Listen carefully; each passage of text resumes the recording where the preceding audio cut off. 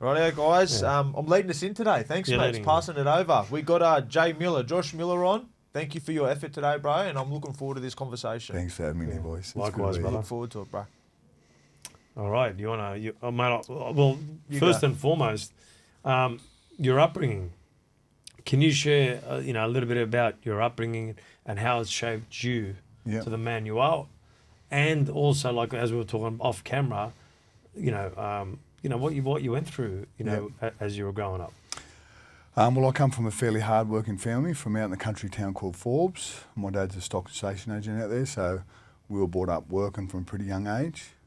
That definitely helped my work ethic going into football anyway. I lost my brother when I was about 10, so that was a big trauma for our family. A very hard thing together, but it really tied our family together. What happened there? So he died in a car accident with his best mate. Yeah. So when he was 21, so that was a very hard thing to get through as a family, but it made, if anything, it just made our family tighter. It was very hard. Are you the youngest? I'm the second youngest. There's 5 of us. I'm from a family of 5. Rightio. Okay, so that's interesting. And you got all sisters? All sisters, How was that going Yeah, up? that was all right. You ever get put in dresses or anything? No, I didn't, but it was... when they all started getting in cycle together, you got 1 week out of the month where you got to duck for cover, So it was something, there's a lot of issues in the house. Me and Dad used to just get out of there sometimes, but it was good. Working with your old man, how was that? What's the starting time for a job like that? So, because the cattle sales on a Monday, so I'd have to go in there Sunday. Where most kids were running around on Sunday afternoons, I was up unloading cattle trucks. Wow. So that was what I do, and so it was me, my dad, and my brother who would go and working on Sunday. But that was hard work from a young age, and like I said, that's what helped me with my my training ethic and my work ethics throughout my life. So even though I hated it at the time, Jakey, it's something that I'm definitely thankful for now. You understood why you put it through. That's it. Yep. Now, starting at the Raiders, footy-wise, when did you first get signed, and what was the junior reps like there for you? Well, when I had a few clubs come up to our house all on the same day. We played a carnival out at Forbes. I was playing in Southern Country, and I had, I think, 4 clubs approach me. But I went to a Canberra game when I was about 8 or 9 years old, and as soon as I come home, all I wanted to do was play for Canberra. So one of the 4 sides were Canberra who come to the house. So as soon as they said that I made the 20 squad, I said, that's where we're going. You know what I mean? So that was in 2000.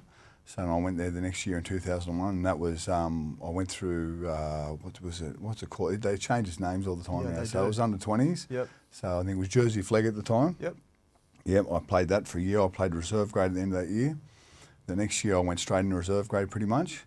And then I think the year after that I debuted. So I had to go through all 3 grades to get there, that was a great system back then. I thought when you had the 20s, the reserves first, you could, that was a good that you could go through the different grades and build.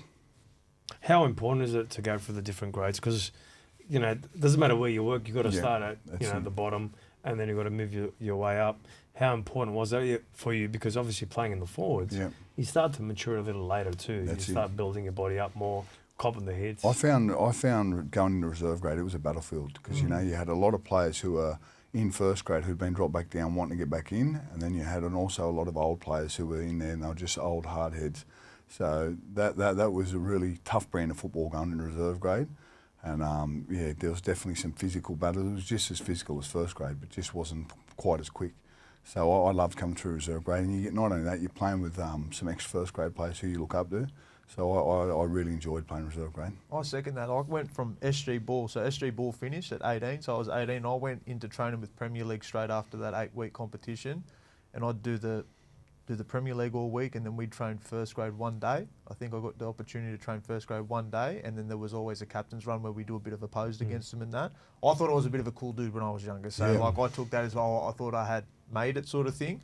But I look back, I was playing with blokes that had played 40, 50, 60 games in reserve grade. And you watch how they prepare, you watch how they speak, you watch how they go about their business, because it's in the sheds, it's all, like I used to be a bit of a larrikin, but as soon as we crossed that line, I used to see their eyes would turn when training would start. So they're the things that I used to pick up on as well. That's it. That's when you start going. Even going from bush football up to that system, everything's just so much more professional. You can see it's not, blokes are just doing their best out in the country. Once you go up there, you can see all the little professional things start kicking in. and that's what separates it. Yeah, no, it was great. What were some of the professional things, that they get right, obviously, in the NRL? Yep. What are the little things that they do more of? Is it the recovery? Is it the training? Is it the conversations the coaches are having with you? It's everything, even the little minor details in the games, like even what mill stud you wear on your boots and stuff like that. Once I got up there, I didn't realise how many things you actually had to take into account to play good football, do you know what I mean? Whereas they cover nutrition, they cover your training. Like I said, even the length of the studs on your boots, all your activation on all your body and stuff like that, it was just stuff that you don't learn in the country. But once you get up there, you realise how professional that sport actually is when you get to that level, and how many different things there are that you have to get right to be playing your best every week. And who were some of the players you looked up to coming through? Like, who were some of the guys in reserve grade that you go, wow, I remember watching these guys play first grade? I always went for Raiders, so I was always a massive Ruben Wiki fan, Alan Tung, Clint Shavosky, Simon Wolford, all those blokes I idolised. And I was lucky enough to play with them 2 years after I got there, so I lived my dream in that regard. But yeah, that was a real, just a dream come true. Watching these guys at the pub, playing footy one Friday night, 2 years later I'm in the dressing sheds with them. That was I remember thinking in the sheds, how did I get here? But yeah, that was a real special moment for me, wanted to bird. And Josh, you're pretty thick, right?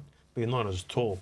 What was it like? I mean, was Tyron Smith playing with T-Bird? Because he's playing, what is he, 6'6", 6'5"? Yeah, big boys. So, Ruben Wiki, these guys are pretty tall.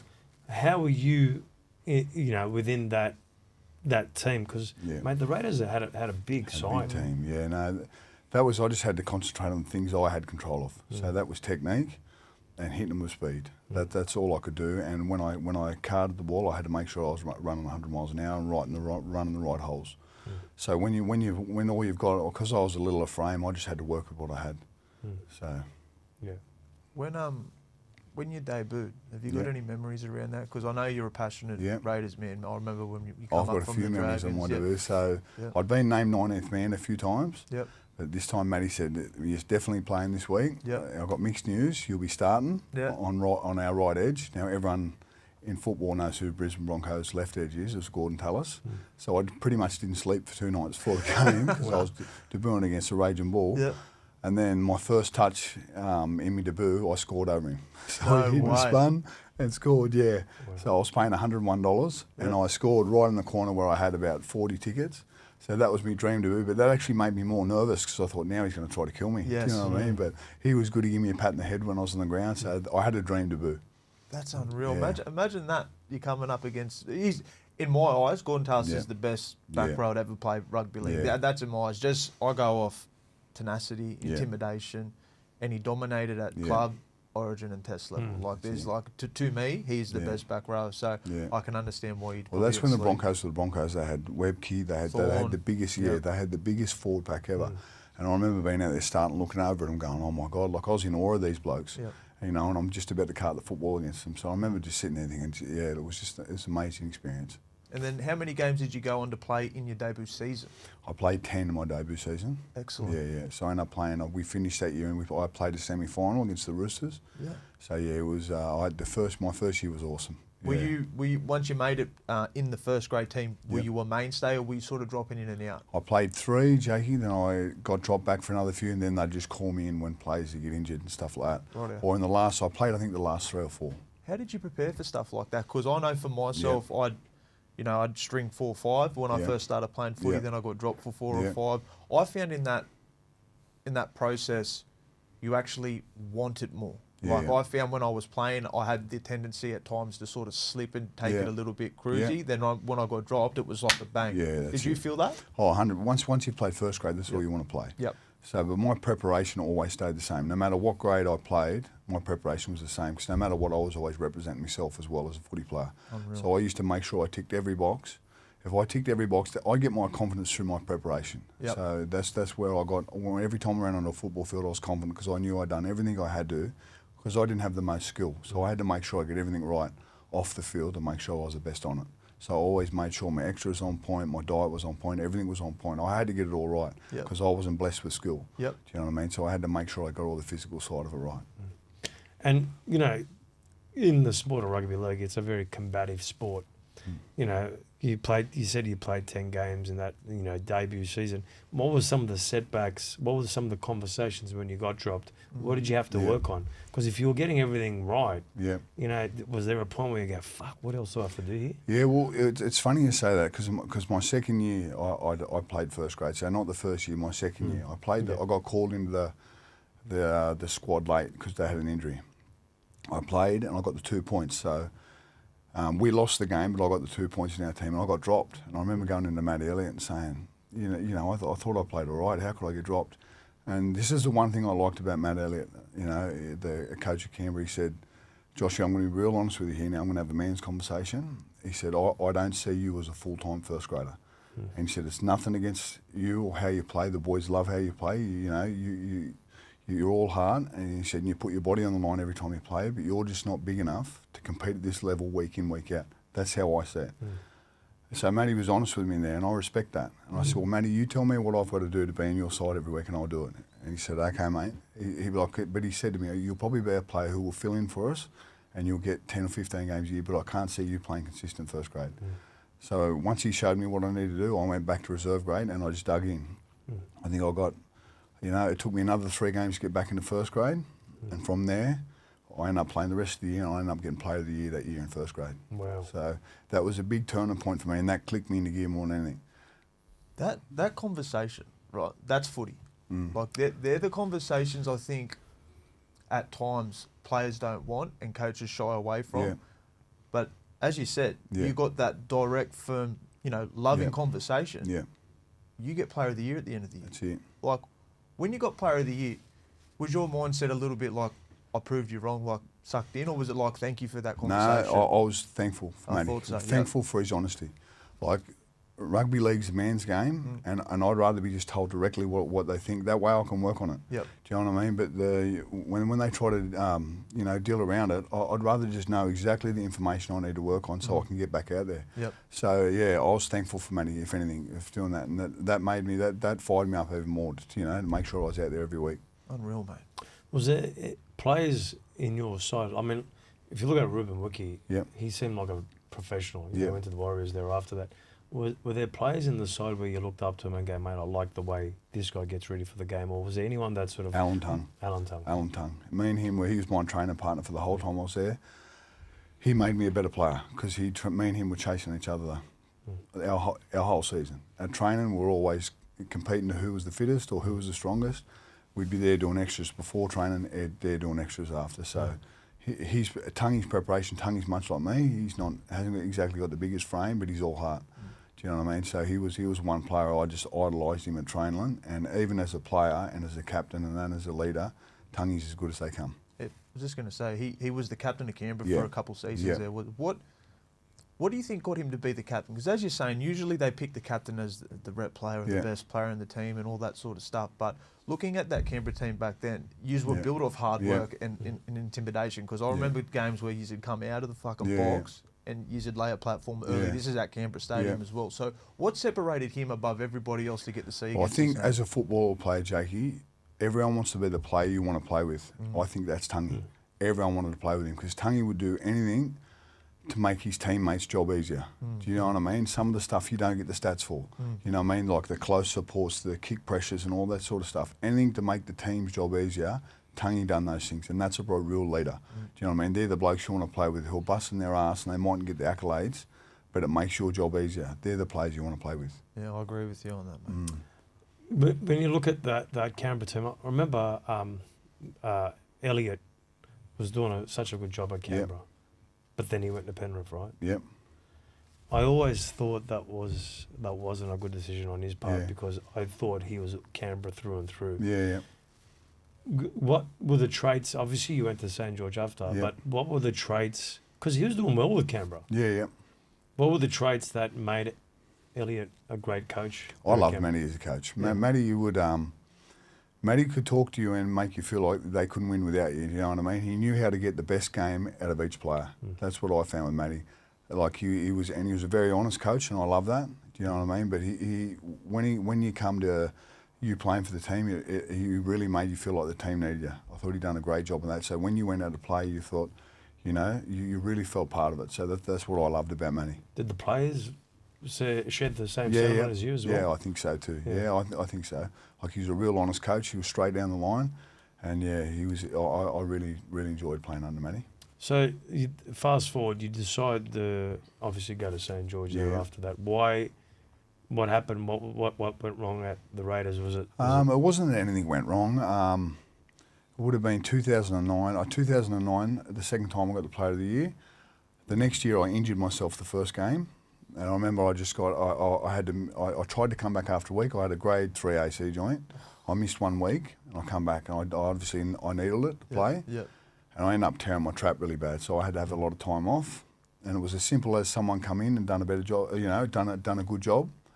You know, I'm getting paid a certain amount of money, and this player's not getting paid as much. So in the end, it's a business decision, and that's fine. Yeah. Do you know what I mean? I understand that happens with footy. Not only that, with how many head knocks I'd had over the years.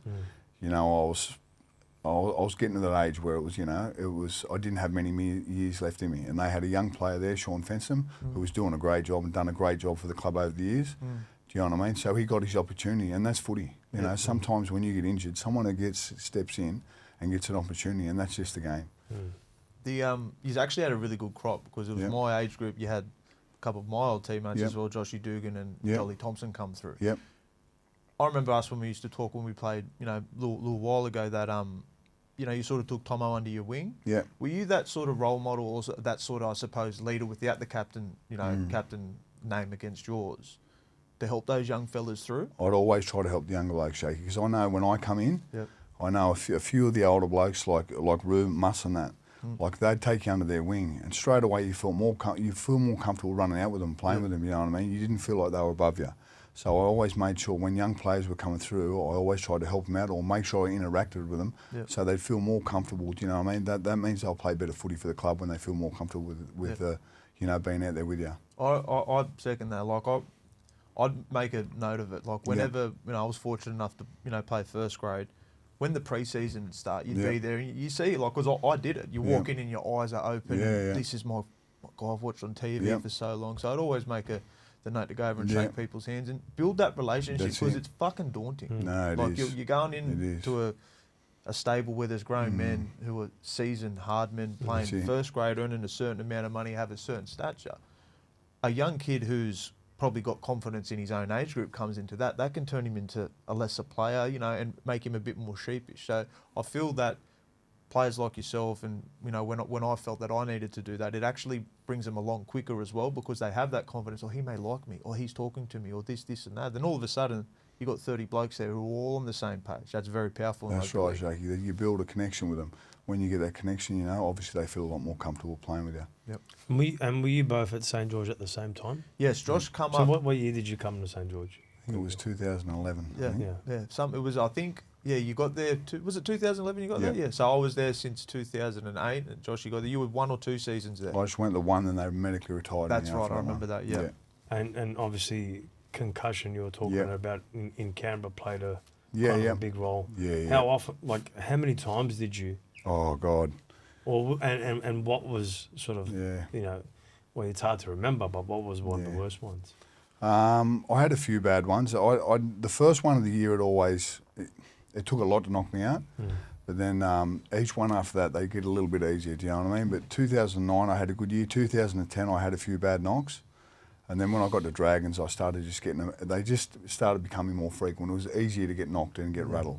But, you know, when you play football, especially with the style I played, my head would get in the wrong spot sometimes, especially because, as I said, I didn't have much size. So I had to hit him with speed. Well, if you get it wrong, you get it wrong probably. Do you know what I mean? And sometimes you can come off a bit jaded. So, you know, I don't know how many times I've been knocked out, but I've had some bad ones. But I knew when I retired, when I got home from an end of season trip, and I come up, my parents' car was in the driveway at my house, and I thought, I didn't expect my parents to be home, and I knew I'd been sent away to get my head tested, but I knew what they were there for.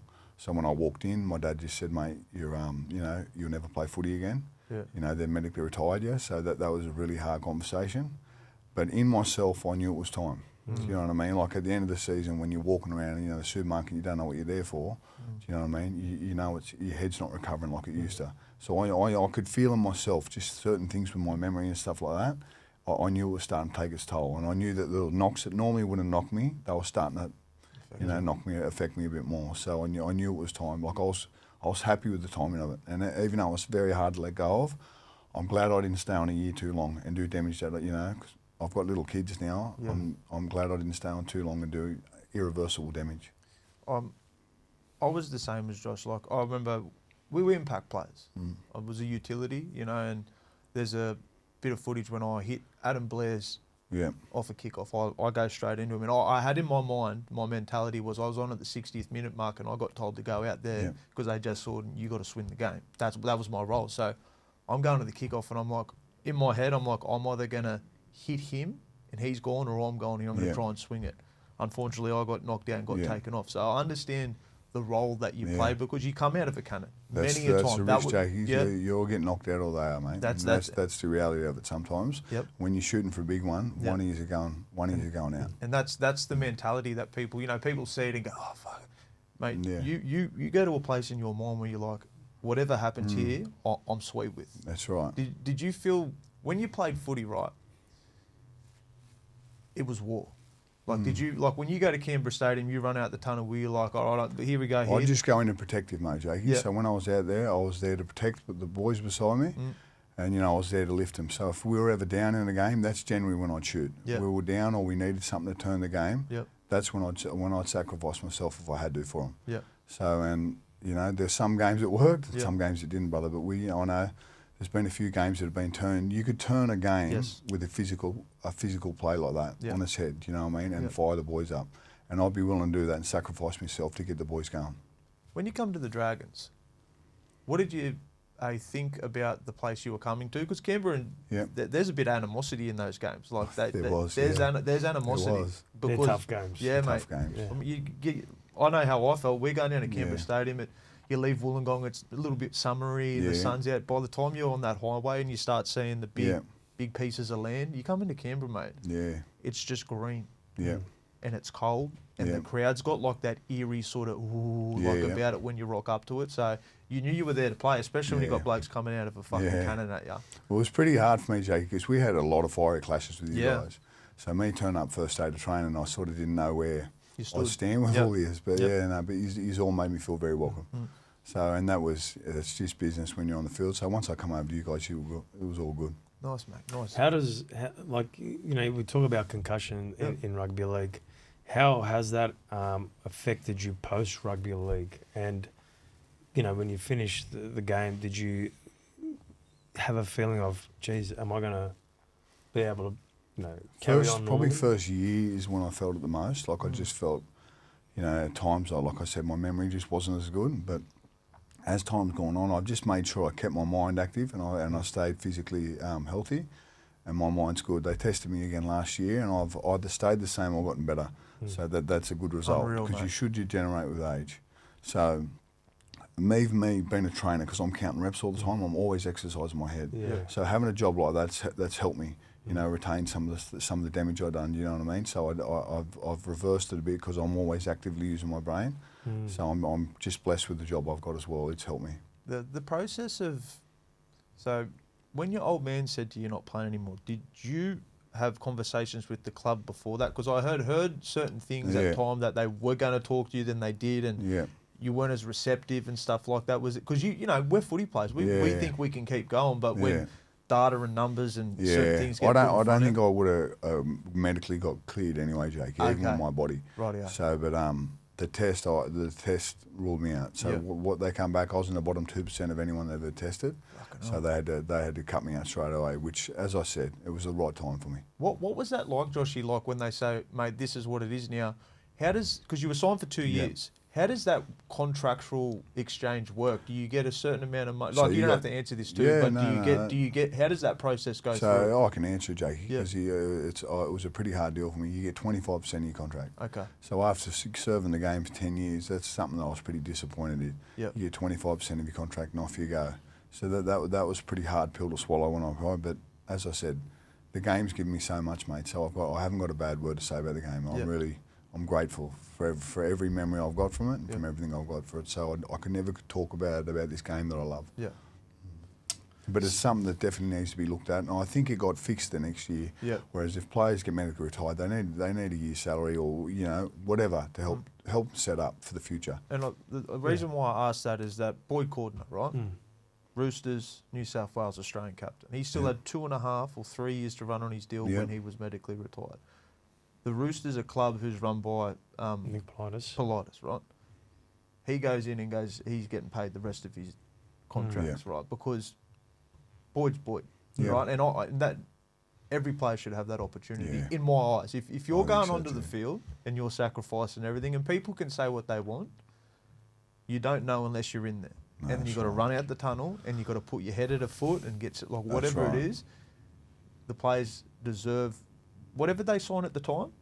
That's what it is. Yeah. The club, the game makes enough money to be able to do that and support the players in that transition. I agree. Are they doing something now? I mean, obviously, they should support them because you're going through so much. Your memory's not there. You've just been told that you can't play the game anymore that you've loved, you've grown up with.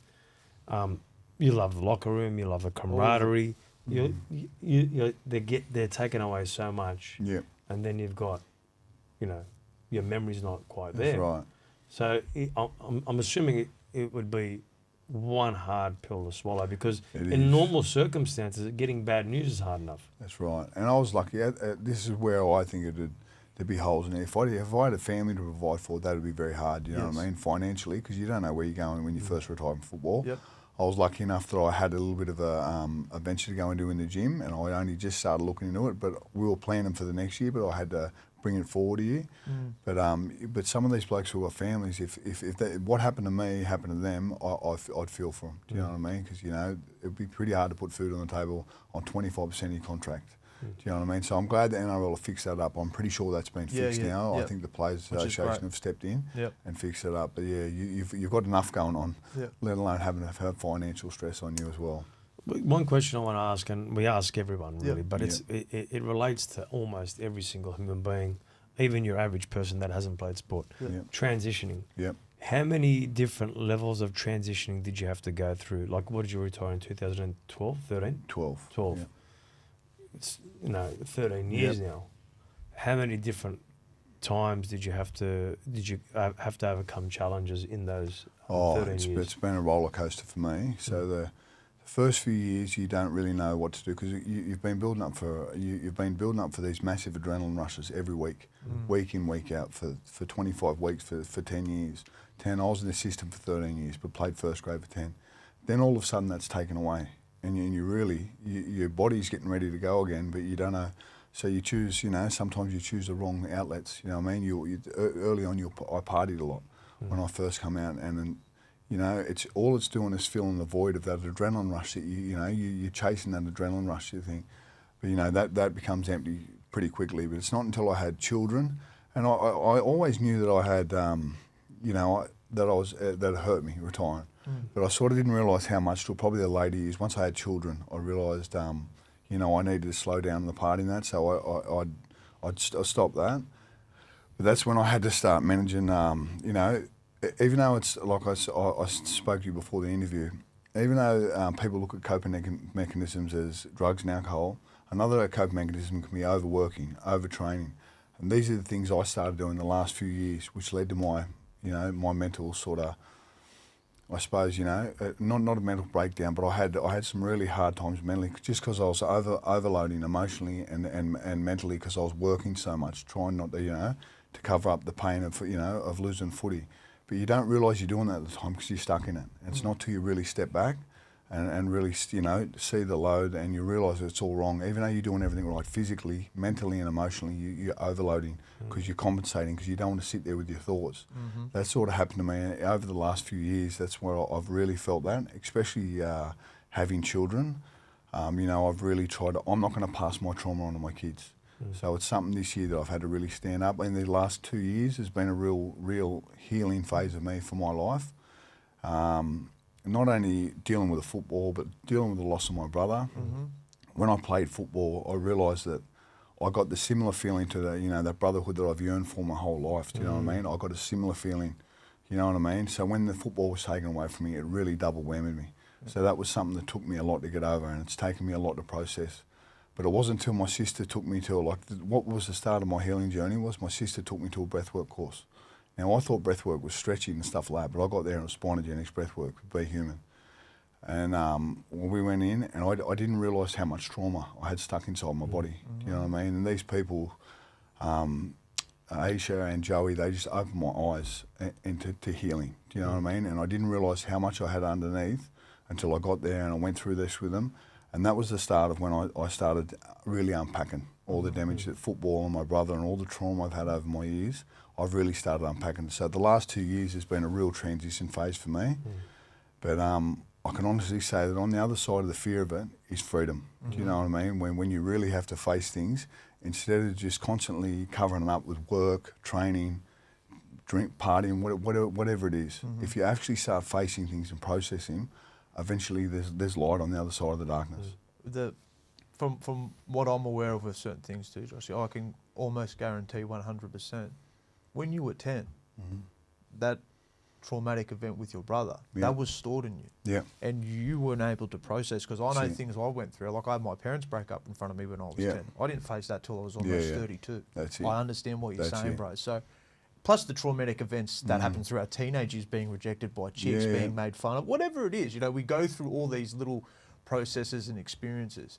If we haven't been taught from our parents how to cope with these things, I know for me, footy was an opportunity for me to get out of where I was. That's the truth of it, because I didn't feel safe where I was, and that's hard for me to say, but that's the truth of the situation as me as teenage Jake. I didn't realise that till I started again, breath work, plant medicine, all these things where I began to understand myself better. Do you feel once you started doing these things, because it's people see it as off-kill, but it actually is the greatest thing ever. Once you started unpacking that stuff, did you start to begin to feel like yourself more? Yeah, I did. What was that like? Well, to start off with, Jakey, when I first started unpacking, to be honest, I nearly got better before I got worse. Do you know what I mean? Because I realised how much I had in there. So when I first started facing, then I actually really opened a can of worms. But like I said, once I started processing it and doing my breath work regularly, doing meditation, all these little tools that none of us are taught, you realise you start unpacking your mind, do you know what I mean? And you start processing the traumas that you've been through. You start actually processing them, do you know what I mean? And sorting through them. Instead of just keeping yourself busy and pushing it to the back of your head and it just stores in there, you actually start processing it and you start to become calm, you know, and you start sleeping better at night and everything. Even your relationships are better because you're in a calm state of mind and, you know, your head's not racing 100 miles an hour. So with the work, anyone who's got something going on, put your hand up, you know what I mean? If you put your hand up and ask for help, I can honestly say there's freedom on the other side of it. It takes strength to stand up and ask for help, but I can tell you that, you know, on the other side of it, there's some freedom. You talk about your sister helped you find the breath work. Did you put your hand up at that point, or did your sister see signs? They just seen signs. They seen signs that I wasn't right, and they'd know, but as I said, I always just thought it was normal to have a bit going on. I've always thought that was normal.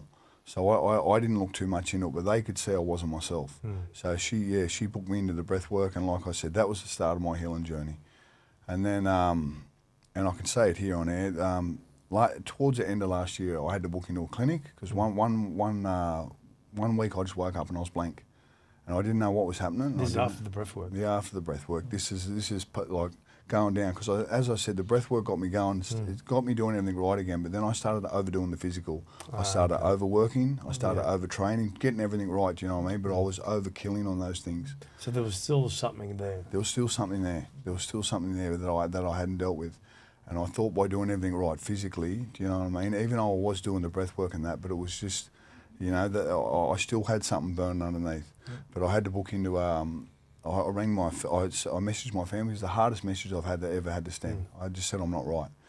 You know, so my sisters, my family just come straight into bat for me. They booked me in somewhere. I went into a clinic. They taught me everything I needed to know. It was probably the best thing I've ever done. They broke me all the way down to my core and got all the way to my trauma on my brother and my football career, and they helped me process out of it. So, and all the tools they give me from that, just on how to downregulate my brain and stuff like that, I'm sleeping better, I'm happier, I'm clearer. It's the best thing I've ever done. So if I can say anything to anyone, if you're ever not right, stand up and ask for help, because there's help out there that can help you get past these things. Can you give us an example of some of the tools that they So help just you with? when you train your body to, especially if you're training hard, you go up into a certain nervous system. Do you know what I mean? So generally after that, you should down-regulate, whether that be meditation, whether that be having a hot bath, just something to down-regulate your brain, so you're not trying to go to sleep at night with your brain revving up here. So just all these little things, even just having a bit more time to yourself and balancing your workload. Like my balance was all wrong. Like I was training 10 to 12 people a day, then training sometimes up to 3 hours. Do you know what I mean? That's all a coping mechanism. Do you know what I mean? Like 'Cause 3 hours in one session, or just over broken a up? day. Yeah. But still, it's still a lot, It's because still a lot. 12 clients a day, you're taking on everything That's right. that they've got as well. That's right. Plus Bingo. everything you've got, and now you're trying to train it out of yourself. And the thing is, but I didn't know what I was doing at the time. Do you know what I mean? All I was doing was trying to keep my head busy because I still had a lot going on in there. Like I didn't realise what I was doing. I was just overworking, overdoing everything because I didn't want to sit there with myself. Do you know what I mean? And face what was going on in my head. But now I've sat there and faced it and processed it. I'm out the other side. Our subconscious mind is very cunning because it puts up false things that it'll keep us busy to not face what we're not ready to look at yet. It's actually designed to keep us safe. That's right. Right? Same thing, mate. It's so cool to hear other footy players talk about this stuff, and I know of other ones that do it, but they haven't really spoken about it yet. But I'm a big advocate. I was very, very fortunate. My uncle took me down because I'm just in my just over 4 years now of sobriety, right? I started drinking at the age of 14 and stopped at 32. So I had that as a coping mechanism from 14 years old. Yeah. Like that's where I was, you know, and I had that through my whole footy career. And there's moments in my day, like, as you're saying, my driving is therapeutic for me. I talk to mates about this all the time. Coming to this I don't workplace... know how you do it, but you do a good job. Yeah, I'm coming from Wollongong, so it's great. It just needs to be done. But I know, similar feeling, mate. I know my hour drive here, this is my locker room here. Yeah. And when I go home, I get to process my day. I get to, you know, some of the drives back are a bit confronting because I'll think about certain things that are from a long time ago, and I'm still breaking myself down. I think the work's infinite, you know what I mean? That's it is. But when you start to do it, you become lighter. And similar things. I knew with alcohol and drugs when I couldn't function as a person, and I knew I had the ability to be a good man, but it wasn't with that. So that was the sacrifice I made. And my biggest thing too, dude, like I don't have a family or a partner or anything like that yet. I started doing the work because when I get presented that, they don't put up with bullshit. They've got a dad. My partner's got a man, and that's the final part of it. So that's what gets me going with these sorts of things, is because when you begin to lean into yourself, as you said before, your self-relationship, but everything around you also comes up with you. Do you feel that with your family at the moment? 100%, Jake. Well, I've got 2 little boys. Yeah.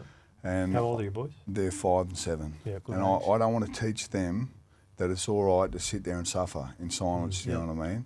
So the hardest thing I've ever had to do is stand up and ask for help. It's been the hardest message I've ever had to send to my family.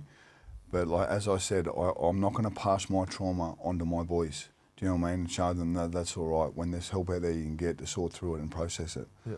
So like I said, it's been a real hard journey for me this last year or two, but I'm out the other side of it, and I can honestly say there's freedom on the other side of the work. If you're willing to put in the work, you can make yourself better. What I love about that, you know, Josh isn't one of those guys that, you know, you can pick him out anywhere. He's solid, he's strong, comes from the country, you know, from cattle, you know, and he's not your normal guy that you'd go, okay, he's going to have a problem. And he's come out and become vulnerable to help probably a lot of men that are probably feeling the same thing. I'm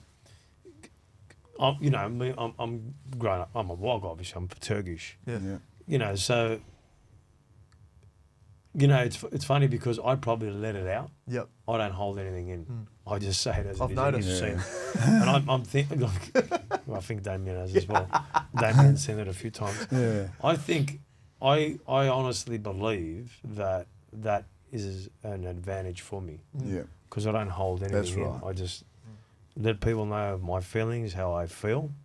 And obviously I work my heart on my sleeve. I'll put the work in. Yeah. But sometimes I look at certain individuals and I go, fuck, that guy's holding some stuff in. He's holding some stuff in. Like with me, I just can't hold it in.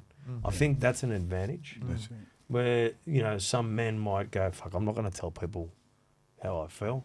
I'm not gonna talk about this. I want to play it safe, you know, because if I'm open or vulnerable, I'm gonna get judged. Is that how you felt? Like initially? Well, it was, yeah. 100%. Like when I first, like I just, but I've been doing that for, this is 12 years. I've been retired and I've been holding it in. But it got to the point where I'm, like I said, of my children, you know, I know myself I'm not right. So even when I took away the, you know, the drinking and stuff that I used to do, the disease was still there. Do you know what I mean? What I had going in my head was still there. Because you covered it with obviously alcohol. So that was just the remedy. But you still, it was still there. Yeah, but it was still there. Just because I got rid of alcohol. No. And then I end up replacing it with, like I said, overworking, overtraining and stuff like that. So I still didn't get to the root of the problem. So I knew something still wasn't right. So that's why they put my hand up and asked for help. And I said, it's the hardest thing I've ever do because I'm a very proud man. Do you know what I mean? But I realise now that how much strength there is in showing vulnerability. And if I didn't do that, I wouldn't be where I'm at now. And I'm the happiest and the clearest I've been in years. Do you know what I mean? My head's finally sitting at peace. So, you know, even though it's a lot of work, if you're willing to do the work, you can find peace. It's funny, like, you know, I've gone hard this year. And I got this Sunday. I'm going, fuck, how the fuck am I going to get up on Monday? Like I was just struggling, you know. And you know, like you talk about, you know, when I was playing footy, I was there to protect my teammates. I was the guy that was going to hit, you know, go in all guns blazing, you know, no preservation at all. And sometimes as kind of men and leaders that we think we are on the field or in business, we feel like, you know, we'll take on the biggest problems. We'll get knocked out. We'll cop the hits. But then there's a price to pay. There's always a price to pay. And you know the good thing about our podcast, Jake, is it's great because like yesterday you have Mitchell Pearce and Todd Carney. You kind of get a sense of a locker room still. Yeah, mate. Because you see, you know, Brafe was here the other day and then Tyron's up here. And then you're getting, you know, Jim Dimmick, you're getting all these old timers. So you're getting that sense. It's probably filling that void a bit. Because like as I'm talking here, I'm starting to understand it a little bit more. And I think, you know, we talked about it. And, you know, Zach Lomax is training here and Shannon McPherson was here the other day. And then we talked about, you know, the tubs at the front and then bringing the community sense in. So you bring that locker room back because, you know, at every point we need people to talk to about just how we are. Like if you feel like shit, you feel like shit, man. You're fucking tired. You know, you're overworked. I've had guys come up to me, they go, "Meds, fuck, you're here every day. Do you feel, you know, like, do you go through anything?" I go, "Bro, there's fucking days I don't want to, like, I'm fucking tired, man. Like, I'm fucked up in the head." I go, some of the people around me know. I'm not going to spend too much time here today, man, because I'm bloody tired. And I think if you can allow your feelings to be heard, it doesn't mean you're quitting. It's just, "Hey, man, I'm tired today, man. Just give me at least 5-6 hours to get my mind back to where it is." Obviously, yours was a little bit different because, you know, you never dealt with your brother. You know, that was a huge thing, I guess, because you grew up with sisters. And it was like this one, you know, male model, you know, besides your dad. You know, there was a big void there. There was. Do you think that was one of the biggest ones? Yeah, it was. That was the one. That's been the one for me. Losing my brother. I know I'll never be the same over it, and I know I'm going to suffer forever, and I acknowledge that. But I probably didn't realise how much it hurt me until later on in life, till where I'm at now. But like I said, that's why I had to put me. What was the age gap? The age gap was John was 10 years older than me. 10 years, okay. So it's similar, Joshy. Like but when you're young, your older brother's everything to you. Yeah, mate. Mine, I've got two brothers. One's 10 years older, and the other one's 11. And you know, like we speak a lot, but. You're right. You know, even in my head, I'd be like, you know, it's they're the guys you look up to. You know what I mean? Like, you know, in rugby league, you look up to certain people, or you know, in life, you know, whether it's in, in business or in training, or you know, a type of body you want to look like, you know, as you get older. But when they're around 10 years older, they were the protectors. They always looked after you. Those who had your back. So, you know, I get it a lot because I got the same thing. I mean, fortunately for me, they're both alive. And it's funny because it wasn't until like we were 30 years old that me and my brothers started going away overseas. But before that, I never forget my oldest brother. We used to, you know, probably not see eye to eye. But as we got older, that was different. Do you, in your head, did you have like recollections of fuck, what would this have been if he was around? What would this have been? Was that the thing that was hurting the most? So that's the thing. As you go along with it, there's so many different. It keeps hurting you on different levels as you go on. So now I've got children. I've got 2 little boys now, and I just wish their Uncle John was around to play with them. And I also wonder how many kids my brother would have had. All the times when you're having a family event on, like a wedding or anything like that, even my dad's 70th this year, that's when you realise there's one of us missing. Do you know what I mean? So any family events, you realise there's one of us missing. That's when it just keeps hurting you.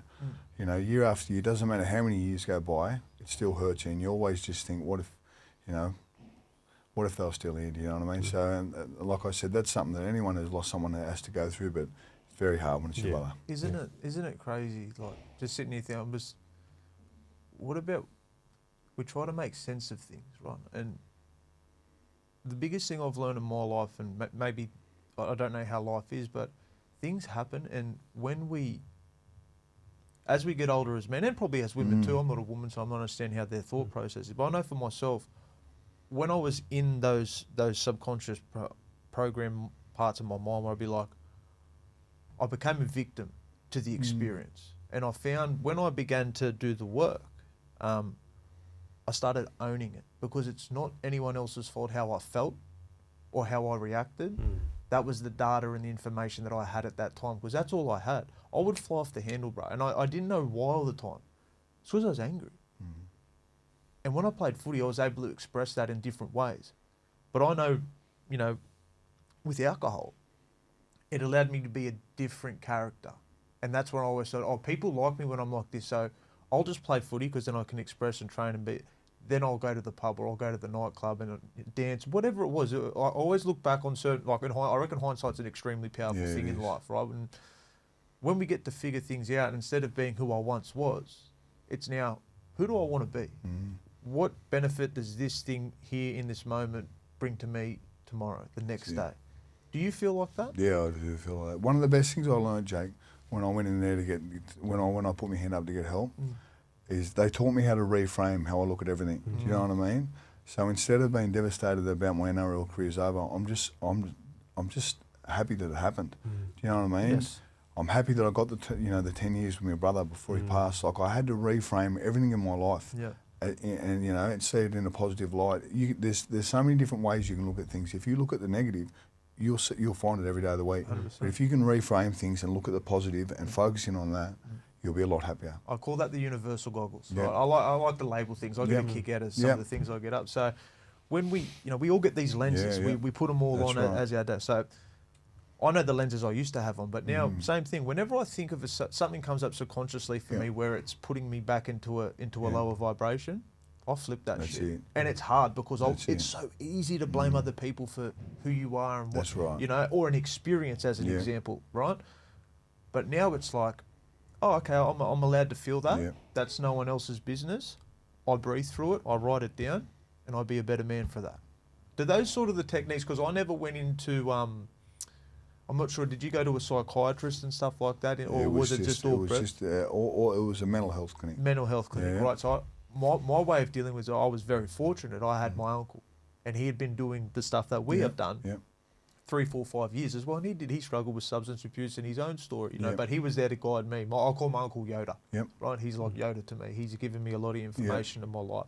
So I was able to confide in him with a lot of things. But my biggest thing in my life is I've always found a way. So I stuck with what I thought was appropriate for me to get where I wanted to, what I wanted to do. Now I've had help. Like, we sit here as men having a conversation. This is helping me at the moment. I've got meds in my life now. I've had my mates and all that, and my father and that in my life and that as well. But I've always been a guy where I'm like, I can get myself out of the shit. But how do I need to do it? Then I go. When you come out of breath work and that, right? Because it's a very individual experience. How long does it take you to integrate some of the things that come up for you? Well, after my first one, it took about a week. Like I got a lot. You get a lot of messages when you do spontaneous. You get messages come to you. Yes. But that was the opening of me healing. Like, it really opened my eyes into actually what was inside of me. I seen a lot of things come up, and that's I knew I had to sort through these things. Not only that, what'll change your view on everything, Jake? As soon as you have children, Yep. you've got to find your best version. Not only for yourself, but for your children, Yep. because they're watching you. They You know are. what I They're mean? They're observers. watching you, and Yep. that's been the biggest thing for me to actually get to the bottom of my all my traumas and heal it. Is because I've got 2 little boys watching me, and I'm not passing my trauma on to them. Yep. So that's what's made me do all the work, and I put my hand up. Anything to do with mental health or anything like that, I put my hand up and I try to work because I know I've had a lot go on. Yep. So I try to do as much work as I can just to keep my brain, clear as, Yep. and so I'm the best version of myself for my kids. Yep. Unreal, mate. And obviously, you talk about personal training. Are you still training as Yes. many clients? No, not as No, many. not Yeah. as So many. now I'm a bit smarter. Good on ya. Yep. That was just it wasn't what I was doing. It's like I said, everyone looks at cope mechanisms and thinks drugs and alcohol straight away. Yeah. But I'm telling you, overworking and overtraining can do just as much damage. yeah. They really can to your mind. Yeah. So that's one thing people need to realise. But you just not being able to sit with yourself. There's something wrong. Yeah. Do you know what I mean? Yeah. If you've always got to go on either. Like there's a real fine line between self-love and self-harm. Do you know what I mean? Like when you're training 2 or 3 hours a day, that's borderline into self-harm. You know what I mean? Self-love when you're training an hour or so and getting your body going, yeah. But when you're doing 2 or 3 weight sessions a day, it crosses over. Do you know what I mean? But I didn't realise that at the time. Yeah. I just thought I was doing the right thing physically to try to get us, but it was actually What's the harming me. workload like now? Yeah, I've scaled everything back. That's what I learnt these tools, and this is something I'd love to get in place for retiring players or even players who haven't made it. I'd like to get a workshop put in there, get NRL on board, so we can teach these players just on how to manage their load, like their emotional and mental load. If you manage it, your head will sit a lot clearer. Yeah. Do you know what I mean? But it's tools we're not learned. Everyone learns how to train their body, but no one's turned out how to train their mind. Yeah. Do you know what I mean? And that's the most important thing, because your body follows your mind. So I'd really like to get something in place and even get people talking and just bring more awareness to the mental health side of things. And so how many sessions are you doing now a week? Do you mean training Training myself? people, yeah. Oh, I train, I've managed my load back down. I've cut a few hours off a day. Yeah. Do you know what I mean? I'm sitting a lot calmer, but Yeah. the main thing is after I train. Your training? Yeah, Like, my what's that like? training, I still train once or twice a day, but I down-regulate after. That's one of the tools I learned, down-regulating, whether it be meditation, whether it be a warm bath, whether it be just going sitting there and putting my feet in the sand, grounding. Just little things to turn you and bring you back out of. You've got 2 different systems you got. You've got your sympathetic and your para. Yeah. I try to go from your sympathetic back down to your para before I go to sleep. Yeah. And that way I'm sleeping calmer, man. I get a good sleep, and your brain actually recovers. Yeah. For me, I was sitting up in this system for 12 years, do you know what I mean? And that's why I come to just mental overload. So, and I realise I've never taught any of that stuff, but now I know how to manage it, I'm sitting a lot happier. Your idea, you got me thinking yesterday, because it's always in my mind too, Yep. because when you begin to do the work, Yep, we can also slip into how can I help another That's person, right.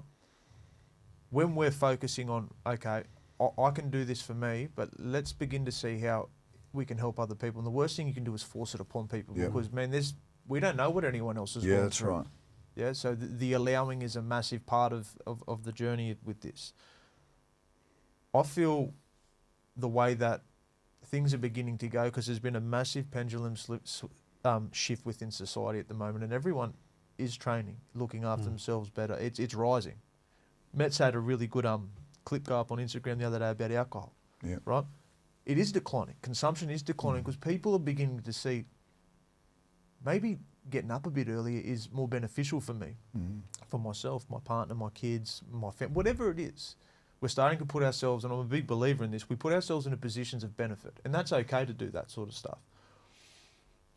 With this idea you gave me, I feel it's going to gain traction, and I think it's something we should begin to dig into, because as blokes that used to play, and obviously, as Matt said, we had Junior and TC in here yesterday, and they're doing some great things as well. Yeah.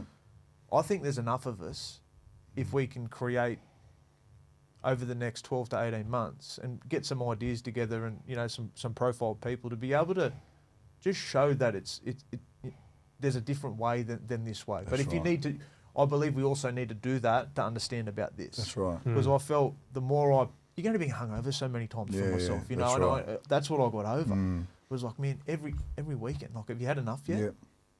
So I feel this could be something that that can take a bit Just of shape. education, Jesse. Like I said, it was tools that I didn't know. Yeah. Do you know what I mean? I didn't know, so I done with the best of what knowledge I had. But if we could put something in place that could teach the players on how to. Yeah. I just think it'd be great to manage their mental and emotional load. I'm telling you, it's gonna see less players hitting the wall after their careers, or even the players who make it. It's going to see less players hitting the wall and going down into somewhere where it's harder to get out of. Yep. So if you can sort of get onto them early and get them awareness and these things that we're talking about, like they really help. Yep. And you've just got to surrender to them, and they'll help. Future goals, like what's Josh looking at now in his future, and what does he want to do and become? I'm going to go this year. I'm going to go online on my training, which will limit my physical workload. Yes. So that's the first thing I've got to try to fix up is my physical, how much I'm working. So I'm going to go online with my training. I also want to start a podcast of my own. I'm going to be talking about players on the transition and just the struggles that come in with it. Just bringing that awareness to the mental struggles that come with it, and just stepping away from the big stage, the hole that it leaves in you. So I just want to get some more awareness around that. Who have you been talking to about doing that podcast? Is it something that's there ready to go, or is it a little bit away? I'm just getting it on now, Jake. I'm sitting down with a girl next week, and she's going to sit down. We're going to go through it. Unreal, mate. But yeah. If you ever need someone to come on, mate, I'm there to come on and tell some stories, Jake. bro. Where you live in Canberra? I live in Wollongong. Wollongong. Okay, Yeah. cool. No, it's good because some what's good about podcasting is they are therapy sessions as well, even for us. 100%. We get these new downloads, deload, and we can get to, almost regulate yourself into a conversation where you're just calm and you're present. Yeah, and that's it. You know what I mean? It's like, that's what I love about podcasting. Is you're actually present in the conversation. Yeah. And you're asking questions because you want to learn how did someone, debunk this or, frame this and get out of this situation that they were in, or, what did they do to make that adjustment? And we've had so many different people on, like Brafe, even on Friday going, I think he's 40, 1982, was it? 82? He's 42, 43. Yeah. He's 43. Yeah. So he said really in the last 3 years, he understood himself. You know what I mean? It's from the age of 40. That's been me. Yeah. That's You know what I been mean? my journey as well. Like, for the first 10 years after retirement, like I said, I just didn't know. But it wasn't until I went to that first breathwork day and I started doing the work. Now I can understand myself. Now I understand what's going on. You know what I mean? It's been the happiest and the clearest I've been. But I've had to put in the work. I can't say it's not work, but it's like I said, there's freedom on the other side of it. Yeah. Man, that was awesome, man. That was it. Great combo. We appreciate it, Joshy. No worries. What we appreciate too is like just you allowing us into your life and talking about what you had to go through, because usually you look at people with your stature and you go, mate, he should have it, but it's not the case. I don't think it's the case with anyone, whether it's a male or a female, and I think it's more prevalent in society than we talk about. And if we don't allow our feelings out on what affects us or holds us back, we can't move forward, in life and help more people, or more importantly, help ourselves to help our immediate family, which is our kids and our wife and our mum and dad. But being, having kids, it's completely different, right? Like until you've had kids, I've got 2 daughters. One's 21, one's 18, and there's unconditional love. With your brother and your sister, but then there becomes a deeper one. Different love with your children. And it's good that you noticed that, and understood what kind of a father that you needed to be and what kind of work you needed to do on yourself. And it's good you done it, early on. That's it, because they see everything. You're right. That's why I had to make. Like I said, it's been the hardest thing I've ever done. But I've got 2 little boys watching me, so that made the decision fairly easy, because I'm not going to pass what I had in me onto them. So that's why I had to stand up and do the work. And Josh, people can find you on Instagram. Yep. I don't know what other. I've got me Instagram. I'm on Instagram and Facebook, but I've got my Josh Miller 243 PT page there for my training, and I'm going to start a new one for my podcast. But I'll be online with that, and I'll 100%. Promote it when I get it. We'll do clips from this. We'll tag you. Yeah. We'll tag you to the podcast itself. I think it's very important, Big everything that conversation. you spoke about, Yeah. everything you touched on. Yeah. And, mate, I just want to thank you for coming out here today. One man Thank to Jake. another, bro. Yeah. Proud of you. You're doing Mate, if Yeah. someone as proud as me, Jake, can Yeah. stand up and ask for help, I'm telling you, anyone can, because I never ever thought I'd be in the position I was in at the end of last year. But, I had to stand up and do it for my family, and I said my children are a big part of that, because I can't, I had to fix myself for them. Well done, mate. Thanks, brother. Thank you. Appreciate it. Cheers, boys. Thanks.